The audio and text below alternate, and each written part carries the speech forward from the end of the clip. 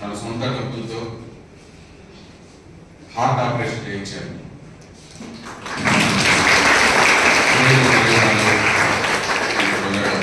ఇదే కాలేజ్లో 2019లో ఎలక్షన్ క్యాంపెయిన్కి వచ్చినప్పుడు మన స్టూడెంట్ ఒకరు బ్రెయిన్ ట్యూమర్తో బాధపడుతుంటే, జనరల్గా ప్రతి ఎలక్షన్కి మన కాలేజీకి 2 పార్టీల అభ్యర్థులు వస్తూ ఉంటారు.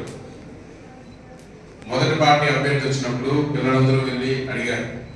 ఫస్ట్ ఒక పార్టీ అభ్యర్థి వచ్చినప్పుడు వెళ్ళి అడిగారు, ఈ విధంగా బ్రెయిన్ ట్యూమర్తో బాధపడుతున్నారు, కొద్దిగా డొనేషన్ ఇవ్వండి, మేమందరూ పిల్లలు ఖరీదు చేసుకుంటున్నాము, నెక్స్ట్ మేనేజ్మెంట్ సపోర్ట్ చేస్తుంది, స్టాఫ్ సపోర్ట్ చేస్తుంది అంటే వాళ్ళు డెఫినెట్గా ఇస్తాను, నేను ఎమ్మెల్యే అయిన తర్వాత నుంచి ఖచ్చితంగా ఇస్తానని చెప్తారు.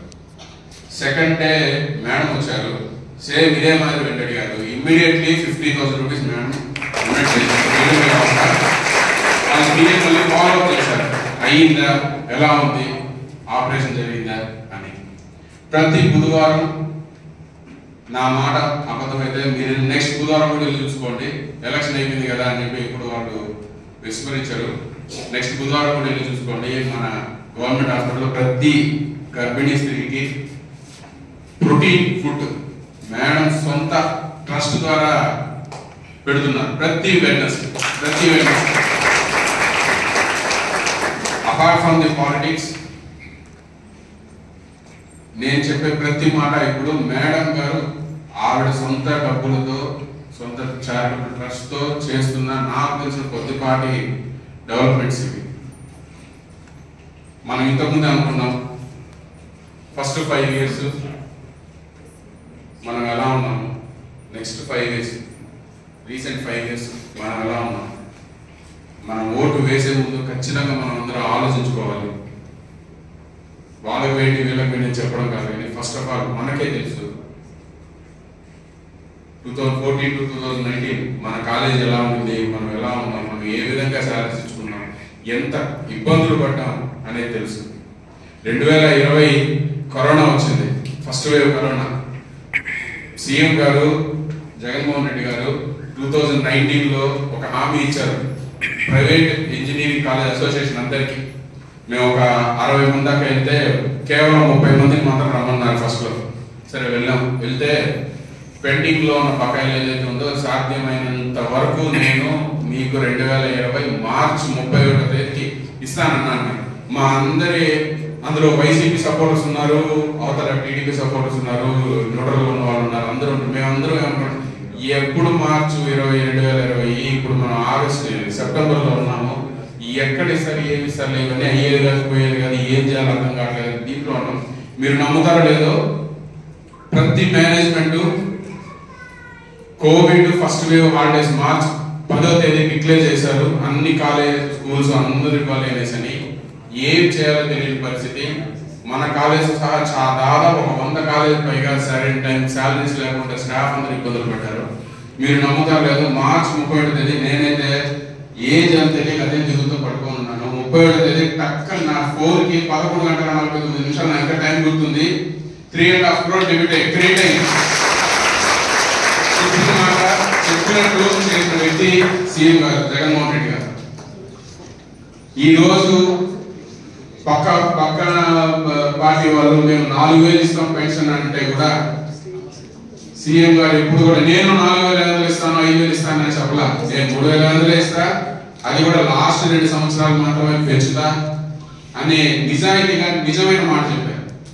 వాలంటీర్లు ఎందుకు వాలంటీర్లు వేస్తే 5,000కి ఏం ఉద్యోగం ఉంటే వాళ్ళ జీవితాలు నాశనం చేస్తారన్నారు అందరూ. అదే వాలంటీర్ లేకపోతే కరోనా టైంలో ఇంటికి వచ్చి పెన్షన్ ఇచ్చిండేవాళ్ళ? మీరు చెప్పండి. మనం ఎప్పుడు సోషల్ మీడియా చూస్తూ ఉంటాం, ఆయన వస్తే ఎంతమంది జనాలు, ఈయన వస్తే ఎంతమంది జనాలు వచ్చినారు, వాళ్ళు వస్తే ఎంతమంది జనాలు వస్తారు. జనాలు వస్తూ ఉంటారు వెళ్తూ ఉంటారు. మన అవసరాలు తీర్చిన వాళ్ళు ఎవరు చూడండి. వాలంటరీ వ్యవస్థని ఈ రోజు దేశమంతా పొగుడుతుంది. అదే వాలంటరీ వ్యవస్థను విమర్శించిన నాయకులు 10,000 జన్మిస్తానని చెప్తున్నారు. మరి 5,000 వేస్ట్ అన్నవాడు ఈరోజు 10,000 ఎందుకు ఇస్తారు? బెస్ట్ అనే కదా. అమ్మఒడి స్కీమ్ అన్నారు. ఈరోజు ఇప్పుడు ఎంతమంది ఉంటే అంతమందికి అమ్మఒడి. అప్పులు చేసిన వాళ్ళు ఎంతసేపు బట్టమైన నొక్కినాం అని అన్నారు. మరి ఈ రోజు వీళ్ళు ఇచ్చిన సోషల్ వెల్ఫేర్ స్కీమ్స్ కి ఇంకెంత అప్పులు చేయాలి? జాబ్స్ రాలేదన్న నేను మాట్లాడుతున్నా. 2014 to 2019 ప్రభుత్వాన్ని నమ్మి నా మాదిరి దాదాపు ఒక 2000 మంది ఎన్ఆర్ఐస్ లో మన ఇండియన్ లో ఉన్న సాఫ్ట్వేర్ పీపుల్ అందరూ ఉద్యోగాలు మాని వచ్చి కంపెనీలు ఎంఓయూ చేసుకొని అన్ని చేసుకొని స్టార్ట్ చేసినారు. ఒక్క కంపెనీ కూడా ప్రభుత్వం దగ్గర నుంచి ఒక్క సపోర్ట్ లేదండి. తిరుపతి ఇక్కడ నుంచి మనకు ఎంతో దూరం లేదు. తిరుపతి మరాఠ సరోవర్ హోటల్ ఉంది. ఆ హోటల్ ఎదురుగా ఒక 5 floors బిల్డింగ్ ఉంది. అప్పుడు 2018లో సంక్రాంతి టైంలో 5 floors లో ఒక్కొక్క ఫ్లోర్ లో 4 కంపెనీలు వచ్చాయి. ఇప్పుడు వెళ్ళి చూడండి ఒకసారి. ఎందుకు కాలేదు? ఇప్పుడు కాదు, 2019లోనే ఎందుకు కాలేదు? There is no support from government. Government నుంచి ఆ టైంలో ఆ గవర్నమెంట్ నుంచి సపోర్ట్ లేదు. ఈరోజు ఏమీ రాలేదు పరిశ్రమలు అన్నారు. వైజాగ్ ఇన్ఫోసిస్ వచ్చింది. ఇన్ఫోసిస్ అంత పెద్ద కంపెనీ వైజాగ్ వచ్చింది. విప్రో వచ్చింది. ఏ పార్టీ, ఏ వ్యక్తి, ఎవరు ముఖ్యమంత్రి ఇవన్నీ పక్కన పెడితే మన కాలేజ్ వరకు వస్తే మనం టైంకి సాలరీస్, టైంకి ఇంక్రిమెంట్స్, టైంకి ఫెస్టివల్ బోనస్లు ఇవన్నీ మనం ఎప్పుడు ఇచ్చుకుంటున్నాం? మీరే చెప్పండి. మీరు చెప్పండి, ఎప్పుడు ఇచ్చుకుంటున్నామా? 19 తర్వాత. మరి అదే 19 అప్పుడు ఎంతమంది స్టాఫ్ అడ్వాన్స్ కావాలని చెప్పి లెటర్లు పెట్టినారు? అవునా? మనం అన్ని ఓవర్కమ్ చేసాం. పిల్లలు ఎడ్యుకేషన్ సిస్టమ్ లేదు, బాగాలేదని నేను చెప్తాను. ఒక మాట చెప్తున్నాడు. 8th క్లాస్ నుంచి 10th క్లాస్ వరకు గవర్నమెంట్ ప్రతి పిల్లలకి ఫ్రీ ట్యాబ్స్ ఇచ్చినారు. బైజూస్ మెంబర్షిప్ ఇచ్చినారు. బైజూస్ ఎవరు వాడతారు? సంవత్సరానికి 18,000 నుంచి 22,000 సబ్స్క్రిప్షన్. అవునా? కరెక్టా? అలాంటిది ఫ్రీ సబ్స్క్రిప్షన్ ఇచ్చి పిల్లలందరికీ ట్యాబ్స్ ఇచ్చి చేసినారు. అది విద్యా వ్యవస్థలో మార్పు కాదా? మనం ఇవన్నీ ఆలోచించాలి. ప్రతి ఒక్కటి ఆలోచించాలి. నిత్యావసర ధర పెరిగిపోయినా కొన్ని వేరే వాళ్ళు తగ్గిస్తారా? ఎవరు తగ్గించలేరు. మనం ఇవన్నీ ఒక ఎత్తు. మన కాలేజీలో మనం ఇన్ని రోజులు ఉన్నాం. ఇక్కడ పనిచేసే ప్రతి ఒక్కరు ఇంక్లూడింగ్ నాతో సహా మన కుటుంబాన్ని మనం పోషించుకోవాలంటే మన సంస్థ బాగుండాలి. మన సంస్థ బాగుండాలి అంటే ఇన్ టైం ఫీజు రియంబర్స్మెంట్ అనేది కంపల్సరీ రావాలి. ఇవన్నీ వస్తే ఒకదానికి ఒకటి leak. There is a thumb rule for each and everything. మనం మన జీవనాన్ని మన మనుగడికి మనం సాగించాలంటే మనకు టైం సాలరీస్ కావాలి. సాలరీస్ కావాలంటే మళ్ళీ జగనన్న ప్రభుత్వమే రావాలి. అందరూ మనం సపోర్ట్ చేయాలి.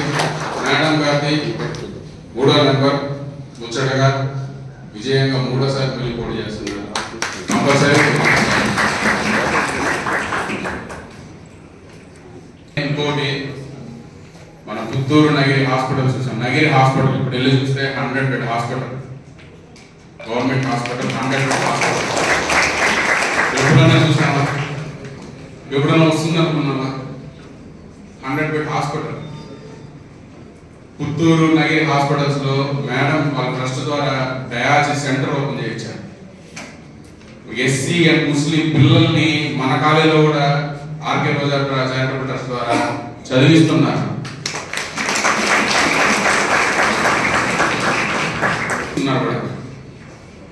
మెడికల్ కాలేజెస్ లో ఎస్సీ అండ్ మైనారిటీ ముస్లిం పిల్లల్ని మెడిసిన్ కూడా చదివిస్తున్నారు.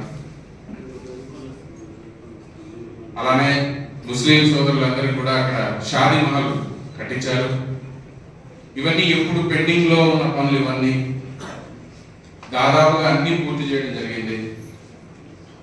విలేజ్ ని అడాప్ట్ చేసుకున్నారు. ఆర్కే రోజా చారిటబుల్ ట్రస్ట్ ద్వారా ఒక విలేజ్ ని అడాప్ట్ చేసుకున్నారు మన నగిరి కాన్స్టిట్యూన్సీలో. సో ఎల్లప్పుడూ ప్రతి ఒక్క విషయంలో మనకు అందుబాటులో ఉన్న వ్యక్తి మన ప్రియతమ నాయకురాలు శ్రీమతి ఆర్కే రోజా గారు. అందరూ కూడా 3వ నెంబర్ మీద ఫ్యాన్ గుర్తుకు ఓటు వేయాలి. మీరు వేసే ప్రతి ఓటు నేను చెప్తున్నాను, మళ్ళీ కూడా ఆలోచించి వేయండి. మీరు ఓటు వేయడానికి బయలుదేరేటప్పుడు ఆలోచించి వేయండి. గతంలో మనం ఎలా ఉన్నాం, మన ఇంటికి మనం డబ్బులు, జీతం డబ్బులు ఎప్పుడు తీసుకెళ్తాం, ఎప్పుడు తీసుకెళ్తాను, అవన్నీ ఆలోచించి వేయండి. నా ఓటుతో ఏమైపోతుందిలే, నేను ఓటు వేయకపోతే ఏం లేదు, లేకపోతే నా ఓటు వేయడం వాళ్ళు వేయడం కావాలి, ఏం కావాలి అవన్నీ చెప్తారులే, అవన్నీ కూడా అనుకోవచ్చు. ప్రతి vote, every vote is count. ప్రతి ఓటు ఇంపార్టెంట్. ప్రతి ఒక్కరూ ఓటు వేయాల్సిందే. ఎండరాని వర్షరాని ఏమన్నా కానీ ఏంటంటే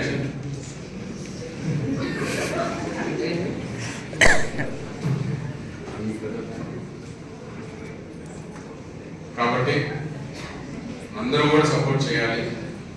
మన ఇక్కడ సపోర్ట్ చేయాలనేది మేడంని సపోర్ట్ చేయాలి, సీఎం గారిని సపోర్ట్ చేయాలనేది ఒక భాగం అయితే, ఇంకోటి మనం సపోర్ట్ చేసుకోవాలి, మనం బాగా చూసుకోవాలి. రాబోయే 5 ఏళ్ళు కూడా ఇప్పుడు 5 ఏళ్ళు ఎలా గడిచాయో మన ఫ్యామిలీస్తో మనం స్పెండ్ చేయాలి. ఇవన్నీ కూడా ఉండాలి. ఫస్ట్ మన కర్తవ్యం మనం చేయాలి, తర్వాత దైవాధీనం. దీనికి ఇన్స్పిరేషన్ ఒక మాట చెప్తాను. ఒక వ్యక్తి సీఎం, వాళ్ళ ఫాదర్ సీఎంగా పనిచేశారు. ఆ తర్వాత సీఎం తర్వాత వాళ్ళ ఫాదర్ తర్వాత కొడుకే సీఎం అవుతారులే అని అనుకున్నారు. కానీ ఆ వ్యక్తిని అందరూ తీసుకుపోయి ఈ లేనిపోని అవాండాలు వేసి అన్నీ చేసి అతన్ని దూరంగా పెట్టేశారు, జైల్లో పెట్టారు, అన్నీ చేశారు. ఇన్ని చేసినా కూడా మడమ తిప్పకుండా మళ్ళీ పాదయాత్ర చేసి పార్టీ పెట్టిన 10 నెలల్లో అధికారంలోకి వచ్చిన 10 సంవత్సరాల అధికారంలోకి వచ్చిన ఒకే ఒక వ్యక్తి శ్రీ వైఎస్ జగన్మోహన్ రెడ్డి. ముస్లింలో ఎంతో మంది సీఎం కొడుకులు ఉంటారు, ఎంతో మంది సీఎం కొడుకులు ఉన్నారు. కానీ ఏ ఒక్క సీఎం కొడుకు సీఎం అయింది లేదు మన రాష్ట్రంలో. కష్టపడి నిలబడి జనాలతో తిరిగి 2017లో స్టార్ట్ చేసిన పాదయాత్ర 2 సంవత్సరాలుగా తిరిగి కష్టపడి ఇప్పటికీ కూడా జనాలతో ఉండి వాళ్ళతో వీళ్ళతో అవసరం లేదు, నేరుగా మనం బటన్ నొప్పి మనం ఇవ్వాల్సిన డబ్బు అంతా జనాల్లోకి వెళ్ళాలి అనే ఒకే ఒక కాన్సెప్ట్ తో అధికారంలోకి వచ్చిన వ్యక్తి జగన్మోహన్ రెడ్డి గారు. మన యూత్ అందరూ కూడా ఇది ఇన్స్పిరేషన్ తీసుకోవాలి. మనం ఒక పని చేయాలనుకుంటే దాంట్లో సిన్సియారిటీ ఉండాలి, డిసిప్లిన్ ఉండాలి. ఎదుటి కూడా ఎవడు ఎన్ని మాట్లాడినా ఇబ్బంది లేదు. మనం అనుకునే సాధించేంత వరకు మనము నిద్రపోకూడదు.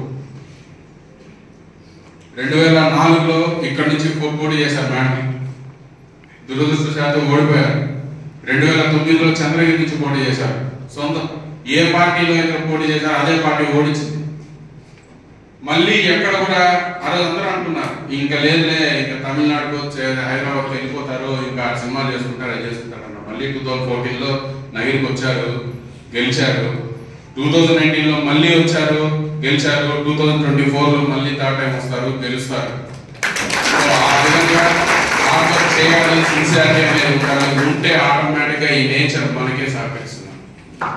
అండ్ థ్యాంక్ యూ మేడం, మీరు మీ బిజీ షెడ్యూల్ని వదులుకొని వచ్చి మరీ పిల్లలతో స్టాఫ్తో ఇంటరాక్ట్ అవ్వాలని చెప్పి వచ్చారు. అండ్ నిజంగా thank you very much madam.